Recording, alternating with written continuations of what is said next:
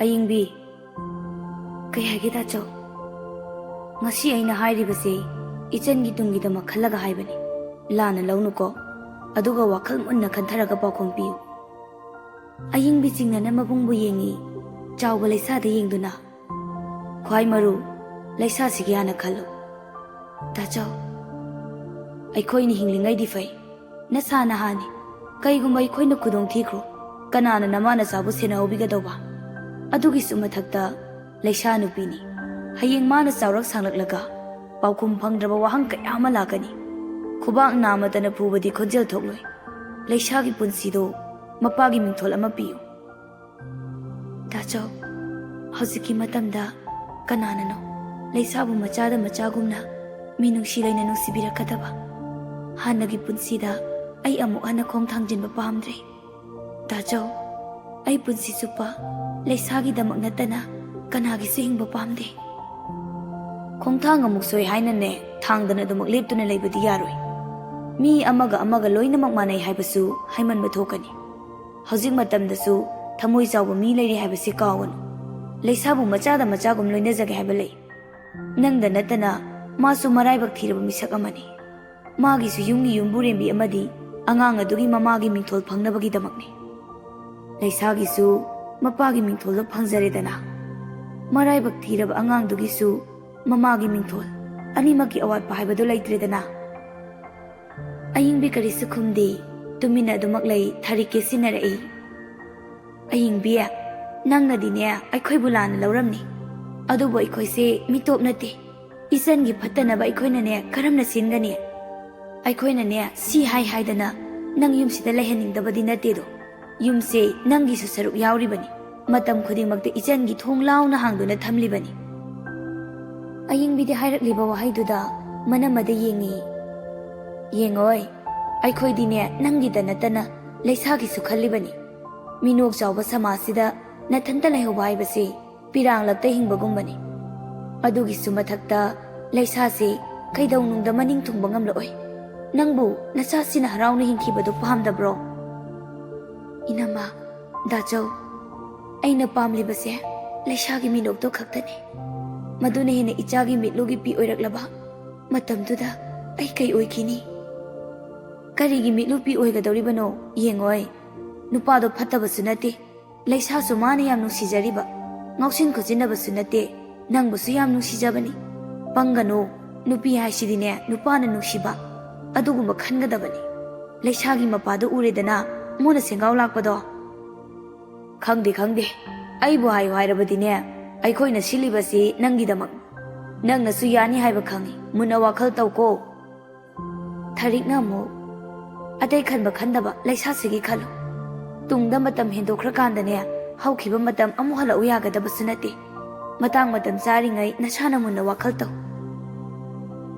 ayingbi kari sukhumde thaba ingkhang loiraduna kada janglai leisa pham thaba loire lao leisa phamungda karaktuna mama ngasai mamana haido kaino mama paukhumdi piba ngamda machada yengba tamak yengi aigi su papa kaunaba mi leidoira mama leisa mama aigi papa leidoiro ai papa pame henthoi hoi priya hoi di school lawba lakpado moi papa na dum lai achapot ka mayam leibi aigi su papa pame mama mama na ichagi maning thungan bangamdrabo mama bo mo konsinjaduna aigi mama di besni mama dagi henba kanamta laite ado mama aigisu papa pame papa kauninge leisa laose tumlo lao mama sumbirake hayeng ayu hogotpada warani ba laose mama ado papa piu ko machabu sumna wakhalda mangli matamdi phana thingsilakle adubu ayingbi tumthau haiba yade phamung thakta phamtha karamba khongthangno aina thanggadoriba kadongna noina chatgadoriba lambi haukiba thaudo magi nupana phokhiba otpi neibikhiba mayam ningsinglaktuna hozikpo aibu nauna yumban pusi nupa yaudraba nupi ai koidi samaj te hingba tumak ngamloidra Kanabuno aikoina kiriba? Kanabuno? Isor, aigi lambi pinabiyu ko. Aibu thauna hapiyu. Masina laisagi punsi hena warakadaba oirabadi lambi se thadatpiyu. Mamito panglaktuna machagi laibakta nusina nanjai. Laisagi minoktagi henba ai karisu nijaroi. Ifamda otningba makai otpiyu. Laisadadi otpirakanu ko. Masini aina nijaba. Numit kharani di hauzinki mayamna takpa henmanbana amadi laisagi tungi punsida nungairakadra khanna wafamdu yaki. Tharika surgadu phone wari sai sur harauna. As itaima kaino sengbro yam harawi tasing harawi itaima. Aina haidro aina ngamloidaba thabak laiti haidana athuba matamdane thabak pangthoklasi. Ado itaima ayingbi hanam tu najagedana. Kaide kaide unage haibano. Ai lobu laksage yani. Karam kangi wari nu nangi sibo. Itaima na yaradi ngasimak hekta. Ai ma. Hoi laose lushila lam lagi ko. Thamo. Phone thamladuna ayingbi manakta changlai. Tharikna aina di koi thi phi ga to sukhi nungai ko hana mukta lushilo chalo. Kai chatpagi noina ma. Ho surdo lakani ye hojik hakta saibukta thu lau apam do hainanaba. Inama thengnadrasu yanida ngayak lairadi leisa tuition chatke hairani. Ai lailisidi aina thinbiramlaga loiri kaidaurage. Inama ai hainagadaba mandeda thengnararoigena haidokpikro. Pangkheda koibe manakse hai nupina ngamdaba nupa laitabani nangya pambado loina hayo panganu ni nangbo. Singo, kitchen bada hayo. Inama. As loshilo ko. Hai kage ko laona. Laisabu de 18 biragi. Chalo. Ngang dana chatki ayingbi upai laitabi amagum tumin phamthai. Hasik po aibo. Ngayake matung surlak tuna ayingbi bu mafam amada puduna lakle. Ngayakti mabani wa matangang na di. Ngayake matung surtablab. Ayingbi. Kainjang charak lage. Kangsoi. Khangauda luhongbagi wafam yabirakpase ai tasengna nungaijai. Hayo, kai aningba natraga kai watpa laibage. Aina ngamba oiradi ai pumnamak pangjage. Ayingbidi wahaiduda yengjarai surna. Koigano, hayengda ngairabani amata oigadaba. Hayo, kari aningba apamba laibage.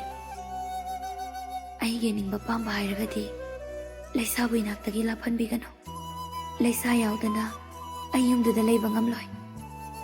Madudi ai hanasu haikrena piklibi angang adubu mamaga sena kainahanbagi pangaldi aingondasu laite. Mapasakna magi awatpa kayasu aina mengani. Aigi se isanupa liwaduna phangjadraba mama amagi minungsido madusu pibiyo haina haijari.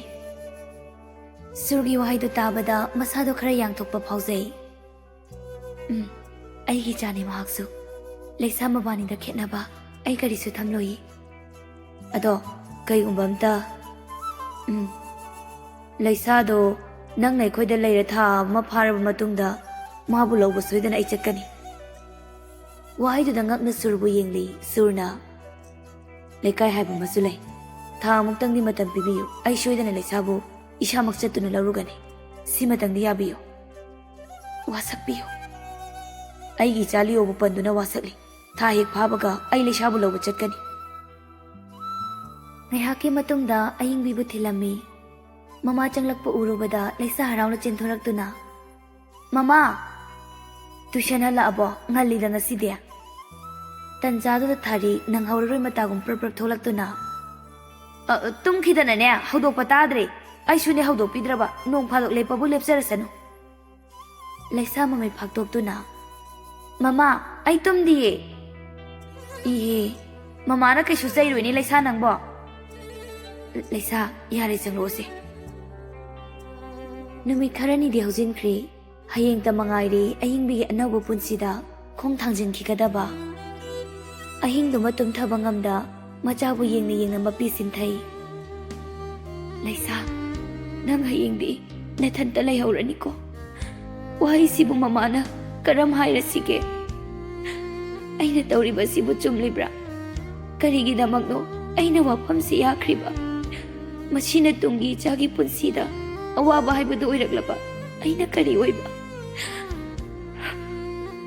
ꯍꯦ ꯏꯁꯣꯔ इफमदा ओटपा याबा ओटपीरे अई पुम्नमक खांगजागे अदुबु अईगी लैसागी मिनोक्तदी मुनबिखिनुको इचाबु mama अईगी इथादगी कैदौनुंगदा लाफनबिगनु मैचा कया कया खांगलो हाइरबसु अई खांगजागे ममागी लैसा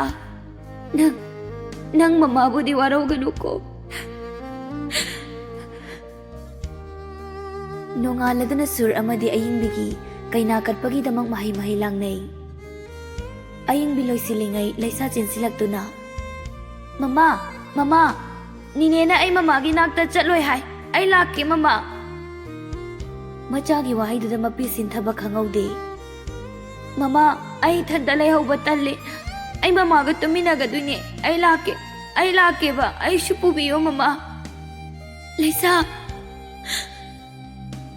खांग बंगमदा मचागी खजाई पाइदुना कपली mama को अई लाकेबा mama को लैसा mama सोइजा याउदना लैबा ngamloye केरिबा नुपीदुसु mama मचागी मतौदु नुंगाइते येंगलई थोइबे नंग लौबा सोइदना लाकनिये नंगना दमाइ तौरदि नमासे मखोम थांगलगा चटपा ngamlaroi नंग सोइदना लौबा लाकनिये नुपीदुगी वादो तारगा ममागी मखुचेना पाइसिनजा तल्ले अदुसु आइसु ngasi चटकनिये अयिंबि मचागी मखुता नुसिना चेजेट पाइसिले लैसा ममा आई कुई कुइदना ममाना नंगबु लौबा सोइदना लाके मतम खितंगदि नंग मामोगी मनाक्ता लैरमो मामोसे इबानी मंग चलदि ना हौरनिबा ममा प्रॉमिस ममाने इचागी नाक्ता ममाना नंगबु लौबा लाकदोइने ममा नंगबु बाबा पामे हाइबदाइने इचागी अपाम्बने से कप्पनु बलैसा कप्कनु से लैसा कैसु खुमदे नुपीदुसु अमो नंगबु नंगी ममा से नुंसिब्रा मयाम नुंसी ममा नुंसिरगा नंगना दुमाइ तौरदि नमा से नारनिये नमाना नाबा येंनिंब्रो नंगबो अदुदि अई लारोइगी ममा फुक हगतुना चेतखी लैसा मतौदुदा अयिंबिसु कप्तुना लैहौरे ngahaki matungda sur amadi ayingbigi punsi laipul semba loiraduna kainaramdai mikub mabungbu khurumba changlai tachau chawbusu khonjel nikle ayingbi ichandine ngasi haiba numitsidagi awaba pumba koktuna anauba nungaiba punsida khong thangjinba oiroko yumduna nangbu machagumna loinabibasu oirasanu tachau लैसा से दाचौ लैसा दो मतद तुमन बिगनु को मतम खरदति लैसा हाय बंगमद्रे ममाइ नुथदुना खांगली ऐ मा सुइचानी ने लैसा की दमक वागनु ऐ लैरिबसिदि नंगना सुमना चतखरगा नुगाइते ने दाचौ ऐ लैसा बो मक्ता उजगे वाहिदु ताबदा मियोय मचंगदुना लैसाबु इमुंगदगी पुथोरई लैसा अयिंग बिसिन सिंदुना कोनसिली ममा लैसा नंग ममाबु वारौगनुको इसा लौबु ममा सोइदना लाखिनी नंग ममाबु वारौगनुको ममा खरा थुना लाउको अई ममागी नाक्ता लैनिंगेबा ममासु इसा याउदना लैबा ngamloye ममा सोइदना लाकनिये चावबना लैसा मामोगा मतम खरदंग लैकिसे मामोदी नबा अनिमक चतखरदि नारनिये ममा आई चंगलगे निनेना आई चटकनु हाये लैसा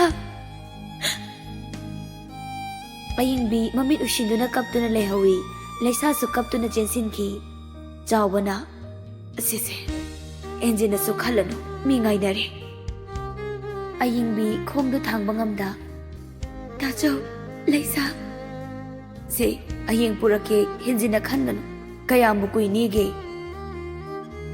निंगमद्रबा थमोइदु पुदुना युमदुदगी खोंग थांदोखी Mama hoi chatkrabada Laisa kada mamagi photo yengduna Mama ai mama nungsiye ai lawba la'o mama ai mama yam nungsiye Ashum kaptuna leirambadagi wara male leimai thakta adumak tumthaki Matamni thengzilakli saubasu ayingbi hoidagi halaktuna Thari angangdi laikhibani kai kai sakraba achapot mayam sakrabani Laisa o Laisa Chauba Laisa bu thiri tamalaktrabada pakhatuna katamna changi adubu mamagi photo du makutna thadoklaroi matagum chejet paishinja mamai mamit ipom pomba makai leimai thakta tumduna leirambadu ubada sauba mapira chenkhiba khangaude Laisa se mitpango se mamola ebase chak ibirage tabro nangbo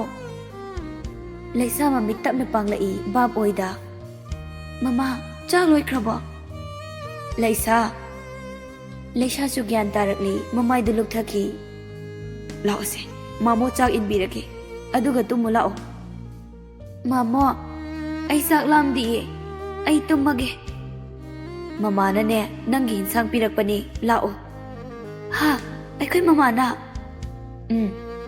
Mamo ai chak sage ai chak lami lao lao Saksang tamna pamduna purakli saksang da tharik leiramdrabada Tharik Tharik saksim da thiru lao da na angang si su tum leiramine O thiramabane ai diwari tumme chaminaro Sak tu puthoktuna Laisa ga chaminaraba matung Ngashidi mamoga tumlasiko Angang du kade pusilakbaga tharik sugatuna As phamung macha sida ahum tumbadi yaroyi Laisa do kirap Mamo ai mama ibani gi phamungda tumluge ai sida tumningde Yaroine nathanda kamai tumduino lao mamoga sida tumsi Talle mamo Laisa kadu dagi thoki Chawbana Angang sina tumada lam kayam kandawrige Mathanda kamai tumhandawrige As imungni mapanda tumba nate wana wabane tumo yare